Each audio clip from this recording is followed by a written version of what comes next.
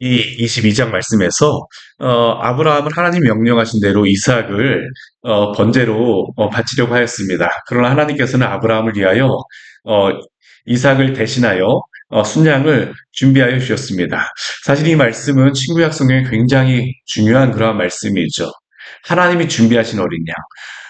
불과 나무는 여기 있거니와 번제는 어린 양은 어디 있습니까? 사실 이 질문은 단순히 이삭의 질문이 아니라 온 인류의 질문입니다. 불과 나무는 여기 있거니와 번제할 어린 양은 어디 있습니까? 우리의 구원을 어떻게 하면 얻을 수 있겠습니까? 사실 이것은 모든 사람들이 다 가지고 있는 질문이죠. 그래서 오늘날 이 시대 사람들은 뭐 행복을 찾는다든가 돈을 많이 벌고자 하는 것도 다 무엇인가 자신의 구원과 관련되어진 것입니다. 내가 어떻게 하면 내 생명을 편안하게 유지할 수 있을까? 사실 이게 불과 나무는 어디 있습니까? 라고 하는 그러한 질문과 모든 인류가 행하는 그러한 삶은 연관되어 있습니다. 근데 하나님께서는 거기에 대해서 하시는 것이 무엇일까요? 하나님께서 그 모든 것들을 준비하실 것이다라는 겁니다. 그리고 아브라함은 그것을 믿음으로 고백하죠.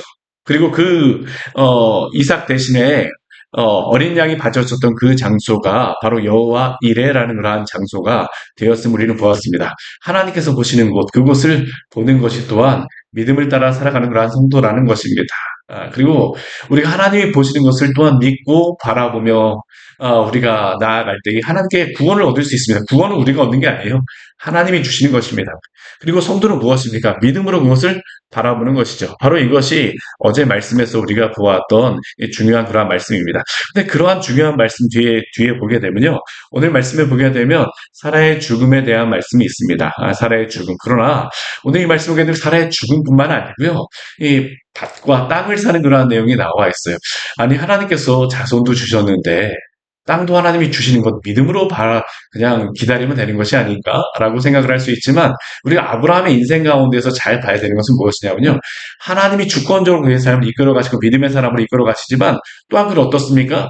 하나님이 이끌어 가시는 그 주권적인 그러한 인도하심 가운데 믿음으로 순종하며 살아갑니다. 오늘 말씀도 사실 그것을 우리가 분명히 볼 수 있는 말씀입니다. 오늘 그 1절 말씀을 보게 되면 사라가 127세를 살았다라고 이야기를 합니다. 그리고 이것이 사라가 누린 횟수라고 이야기를 하죠. 우리가 성경에서 보게 되면 여성의 그러한 죽음이 몇 세까지 살았다라고 하는 것이 나오질 않습니다. 거의 나오질 않아요.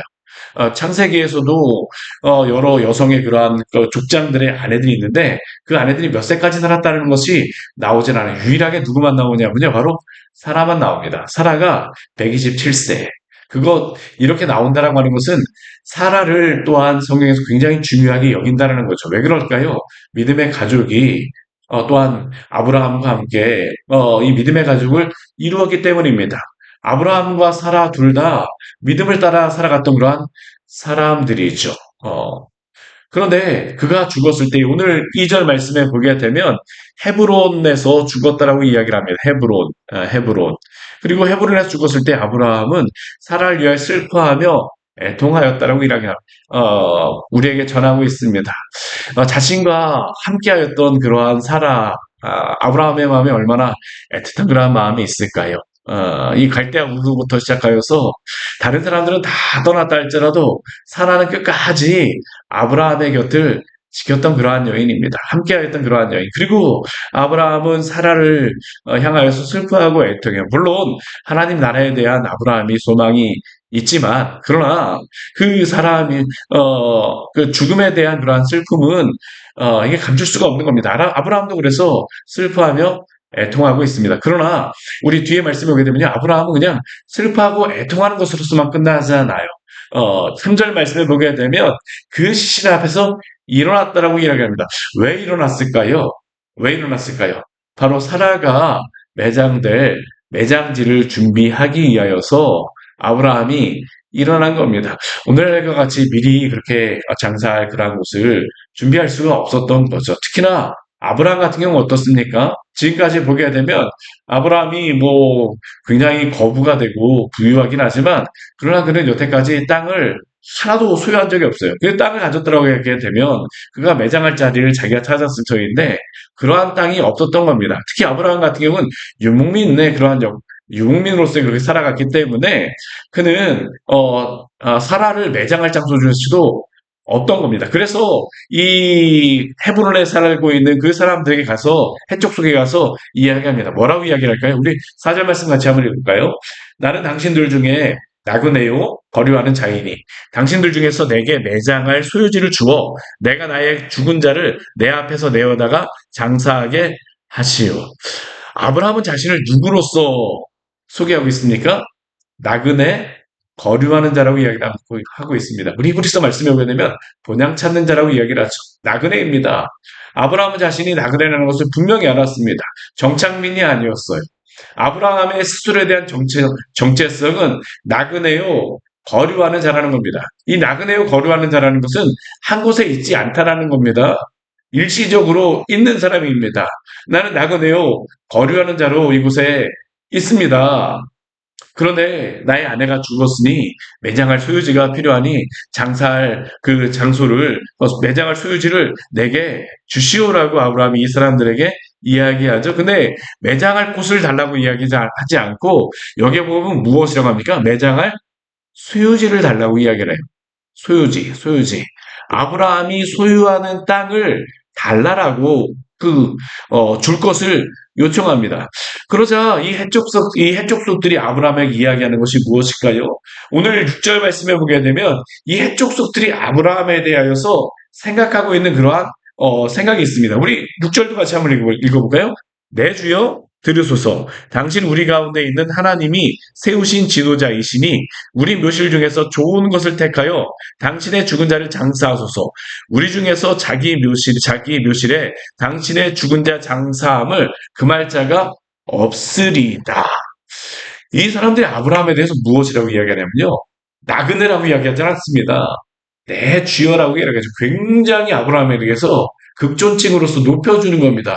물론 이게 예의상 그렇게 하는 것일 수도 있지만 사실 아브라함은 힘 있는 사람이었습니다. 우리가 앞에 창세기 14장 말씀에 보게 되면 소돔을 치러왔던 그돌라오멜 저 위에 이 오늘 이란이라든가 그 지역에 있던 그 엘리메왕 그돌라오멜이라든가 그 사람들이 쳐들어왔을 때 소돔 백성들 다 붙잡아서 가잖아요. 그때 아브라함이 어떻게 합니까?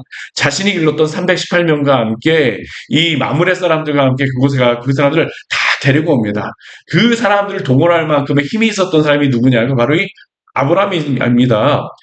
그 주변의 사람들이 생각해 아브라함은 대단한 사람이죠. 인정 안 할 수가 없습니다. 그러니까 내 주여라고 이야기를 합니다. 특히 그들이 아브라함에 대해서 그렇게 힘만 있어서 아브라함을 인정하는 게 아니에요. 무엇이라고 그들은 아브라함을 생각하고 있습니까? 하나님이 세우신 지도자이시니 우리가 앞에 21장 말씀에서도 아비멜렉이 아브라함에게 이 그라람 아비멜렉이 아브라함에게 하는 것이 무엇이었습니까? 무엇이라고 말합니까? 내가 무슨 일 하든지 하나님이 너와 함께 계시도다. 이러한 그 아브라함에 대한 인정은 하나님의 사람이라고 하는 인정은 이 지역에 있었던 모든 사람들의 그러한 아브라함에 대한 인정이었던 거죠. 이 사람은 정말 하나님의 사람이다. 하나님이 세우신 지도자이자 그 신이 세운 지도자라고 이들이 물론 하나님을 믿는 것은 아니지만 하나님이 신이 세운 그러한 지도자라고 생각을 하니까 이들은 어떻게 할까요? 아브라함 함부로 할 수 없는 겁니다. 굉장히 극존칭을 하죠. 그러니까 어느 정도까지 이들이 호의를 베푸느냐 하면 당신이 원한다라고 하게 되면 우리의 묘실 중에서 어떤 것이든지 택하여서 장사하시오라고 이야기합니다. 공짜로 써도 된다는 거죠. 내가 소유지를 그것을 삼고자 합니다라고 하는데 이 사람들은 더 호의를 베푸는 것 같습니다. 당신이 원한다라고 하게 되면 어떤 것이든 좋으니까 당신 마음대로 그것을 사용하십시오. 그런데 오늘 7절 말씀을 보게 되면 우리 아브라함이 이들의 호의를 그냥 받아들이지 않아요. 아브라함이 일어나서 그 땅 헷 주민을 족속을 향해서 어떻게 하냐면 몸을 굽혔다라고 합니다. 겸손의 모습입니다. 아브라함이 무엇인가 부탁할 것이 있기 때문에 몸을 굽히는 것이죠. 왜 그럴까요? 우리 8절 말씀에 보게 되면 그가 갖고 싶은 그 사라를 장사하고 싶었던 그러한 땅이 있습니다. 어디냐 하면 소알의 아들 에브론의 그러한 땅이죠. 그리고 그곳은 어디냐면 9절 말씀에 보게 되면 막벨라 굴을 달라라고 이야기를 합니다. 이 소알의 아들 에브론에 가지고 있던 그 밭의 끝머리에 있는 막벨라 굴을 내게 주시오. 그런데 아브라함이 그들에게 공짜로 받겠다라고 이야기를 하잖아요. 우리 9절 말씀은 뭐라고 이야기합니까? 충분한 대가를 받고 그 굴을 내게 주어 내 소유를 얻게 하라고 아브라함은 이야기하고 있습니다. 충분한 값을 치르겠다라는 거죠. 아니 공짜로 다 준다라고 하기는 그냥 마음대로 써도 된다라고 하는데 왜 아브라함은 그들이 마음대로 써도 된다라고 하는 그러한 코일을 무시하고 땅을 구태여 사겠다라고 합니까? 오늘 말씀 보게 되면요. 이 전체가 다 이 이야기입니다. 땅을 구입하는 이야기예요. 아브라함이 오늘날 우리가 살아가는 것과 같이 땅을 구입하여서 땅 투기하기 위해서 이렇게 하는 것일까요? 아브라함이 좋은 그러한 곳을 얻기 위해서 하는 것일까요? 물론 그러한 의미로 우리가 생각할 수도 있겠지만 잘 보게 되면 그렇지 않아요. 이 아브라함의 행동을 보게 되면 굉장히 집요합니다. 이러한 이야기를 듣자 에브론이 어떻게 하냐면요. 그 해족속 중에서 앉아 있었다고 얘기합니다. 지금 아브라함은 아마 이 성문 앞에 있는 이 성문 앞에서 지금 이 일을 행하였던 것 같아요. 이 해족속이 헤브론에 있었던 해족속의 모든 사람들, 중요한 지도자라고 하는 사람들은 다 와서 있는 겁니다. 그 중에 누구도 있었냐면 에브론도 있었어요. 그리고 에브론이 아브라함에게 이야기합니다. 우리 11절 말씀을 보게 되면 내 주여 그리 마시고 그리 마시라는 것은 무엇일까요? 당신에게 그냥 공짜로 써도 그냥 당신이 원하라면 쓰게 하겠습니다라고 이야기를 하는 것이죠. 11절 말씀을 보면 그래서 뭐라고 하냐면 내가 그 밭을 당신에게 드리고 그 속의 굴도 내가 당신에게 드리되 내가 내 동족 앞에서 당신에게 드리오니 당신의 죽은 자를 장사하라고 아브라함에게 이야기합니다. 이야기하고 있어요. 이 정도 하게 되면 아브라함이 충분히 그냥 그곳에다 장사해도 되잖아요. 근데 한번 말씀 보십시오.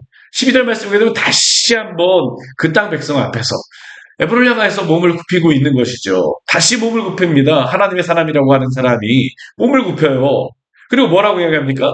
에브를 향해서 크게 이야기하네요. 우리 13절 말씀 같이 한번 읽어볼까요? 그 땅의 백성이 듣는 데서 에브론에게 말하여 이르되 당신이 합당히 여기면 청하건대 내 말을 들으시오. 내가 그 밭을 그 밭 값을 당신에게 주리니 당신은 내게서 받으시오. 내가 나의 죽은 자를 거기 장사하겠노라. 이번에도 어떻습니까? 그냥 받지 않습니다. 아브라함이 구태여 값을 치르겠다라는 겁니다. 밭주인이 마음대로 써도 된다라고 당신이 원하면 써도 된다라고 이야기하는데 아브라함은 구태여 값을 치르겠다라고 합니다. 굉장히 집요한 것이죠. 아브라함의 인생에서 이렇게까지 하였던 적이 없는데 굉장히 집요하게 이야기를 합니다. 왜 이렇게 이야기를 할까요? 근데 에브론도 여기에 보게 되면요. 그냥 밭을 이들이 주겠다라고 쓰게 하겠다라고 하지만 팔지는 않습니다. 왜 그렇겠습니까? 이 시대에는 밭을 팔고 산다라고 하는 것은 그 지역의 정착민으로 인정한다라는 겁니다. 아브라함이 이곳에 정착민으로 있겠다라고 하는 것이 바로 이 밭을 판다라고 하는 그러한 의미예요. 산다라고 하는 의미고 이들도 그것을 알았던 겁니다. 그리고 더군다나 이 밭이라고 하는 것은 그들도 쉽게 사고 팔지는 않았었습니다. 자신의 그러한 백성들 사이에서만 자신의 족속들 사이에서만 판매를 했었지 이방 민족에게 이것을 하지 않았던 것이죠. 그러니까 이 에브론이나 해족속도 공짜로 쓰긴 하겠지만 그러나 그 밭을 팔지는 않겠다라고 하는 것이 바로 이 사람들의 대답이고 또한 아브라함이 원하는 이유입니다. 근데 아브라함은 단순히 이것만 가지고 이야기할까요? 그렇지 않습니다. 분명히 하나님께서 아브라함에게 주셨던 여러 가지 약속 가운데 한 가지 무엇입니까? 하나님께서 아브라함에게 주셨던 세 가지의 축복이 있죠. 첫 번째는 자손에 대한 것이고요. 두 번째는 땅에 대한 것이고 또 세 번째는 많은 사람들을 아브라함에게 복으로 삼으셔서 복의 통로로 삼겠다라고 하는 그러한 세 가지의 축복이 창세기 12장부터 시작해서 아브라함에게 계속적으로 주어지는 그러한 복입니다. 하나님이 그러면 땅을 주시는 것 당연한 것 아닙니까? 아브라함은 그냥 기다리면 되는 것 아닙니까? 아브라함이 왜 이렇게까지 집요하게 이것을 구해야 될까요?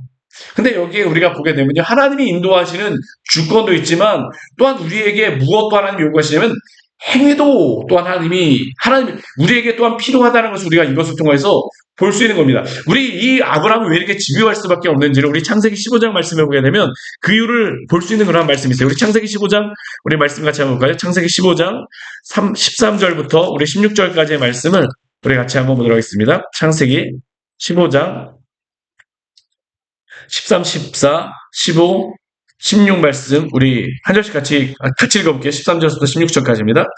여호와께서 아브라함에게 이르시되 너는 반드시 알라 내 자손이 이방에서 객이 되어 그들을 섬기겠고 그들은 400년 동안 내 자손을 괴롭히리니 그들이 섬기는 나라를 내가 징벌할지며 그 후에 내 자손이 큰 재물을 이끌고 나오리라. 너는 장수하다가 평안히 조상에게로 돌아가 장사될 것이요 내 자손은 4대 만에 이 땅으로 돌아오리니 이는 아모리 족속의 죄악이 아직 가득 차지 아니함이니라. 아멘. 이것은 우리에게 무엇을 알려주고 있습니까? 아브라함은 하나님이 땅을 주시라는 것을 확실히 믿고 있습니다. 근데 한 가지의 문제가 있어요. 뭐냐면 아브라함의 자손들이 400년 동안 이 땅을 떠나야 된다라는 겁니다. 그러면 문제는 무엇이 있을까요? 그의 자손들이 400년 후에 돌아오긴 하는데 어디로 돌아오냐라는 겁니다.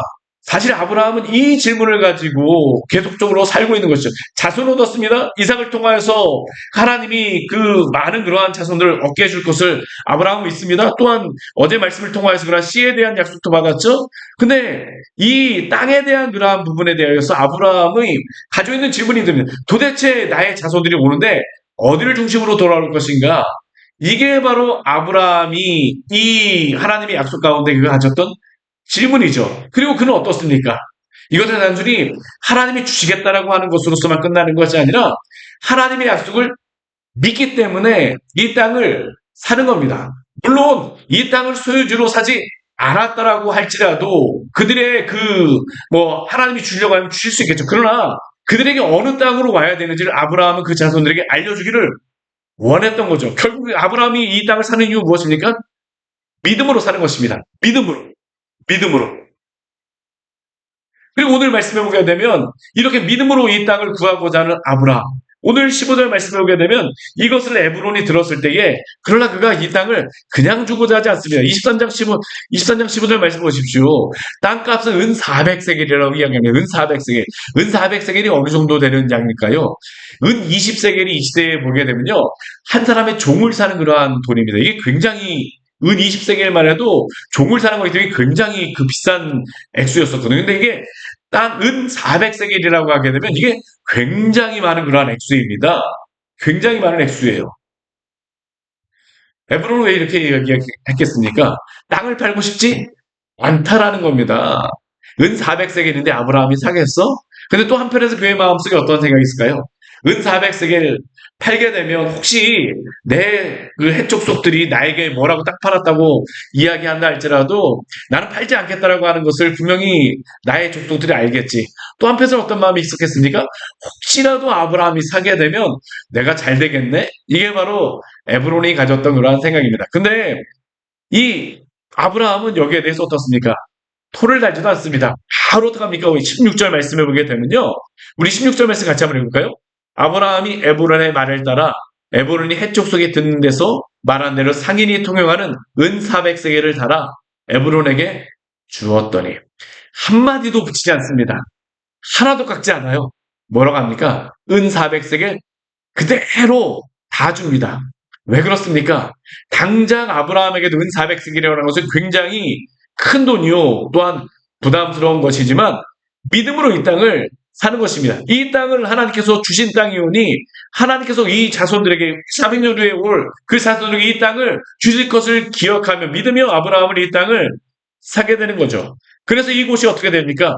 아브라함의 소유로 확정되어지게 되고 이곳에 19절 말씀을 오게 되면 그 안에 사라가 막벨라굴에 장사되었다라고 이야기를 하죠. 근데 오늘날 이곳 헤브론 가보게 되면 참 이게 아브라함이 샀던 그 믿음대로 되어진 것을 볼 수 있습니다. 이곳에 이제 앞으로 누가 장사가 될까요? 아브라함이 장사가 되어집니다. 또한 그의 아들이었던 이삭과 리브가가 장사가 되어지죠. 또한 그의 손자인 야곱과 레아가 장사가 되어집니다. 이 헤브론은 앞으로 어떤 땅이 될까요? 이스라엘 백성의 선산과 같은 땅이 됩니다. 이스라엘 백성들이 가나안 땅에 그 하나님이 주셨을 때에 가장 먼저 유다 지파가 땅을 얻게 되는데 가장 먼저 땅을 얻었을 때 유다 지파가 가장 먼저 구하였던 땅이 어떤 땅인지 아십니까? 헤브론입니다. 헤브론에 그 이스라엘 사람들이 이 가나안 땅에 들어올 때에 큰 아락 자손들이 있어요. 그런데도 불구하고 그들은 상관하지 않습니다. 갈렙이 그 땅을 그 아락 자손이 있다고 그 장대한 사람이 있다고 두려워하잖아요. 왜요? 하나님이 준 땅이기 때문입니다. 또한 그들의 자손 아브라함이 값을 치르고 산 땅이기 때문이죠. 그래서 이스라엘 백성들은요, 이 땅을 바라보고 하나님이 약속하신 땅이라고 해서 끝까지 오게 되어지는 것이죠. 이게 바로 오늘날도 이스라엘 백성들이 가졌던 정체성입니다. 오늘날 그 현대에도 어떡할까요? 1900년대 우리 초에 보게 되면 이 영국이 이스라엘 백성들에게 땅을 준다라고 하면서 아르헨티나의 땅을 주겠다라고 이야기를 하기도 했었거든요. 근데 이스라엘 백성들은 그 땅을 하지 않습니다. 어떤 땅으로 할까요? 이 땅으로 합니다. 헤브론에 있는 땅. 왜요? 하나님이 주신 땅, 아브라함이 산 땅이라고 그들은 믿고 있기 때문이죠.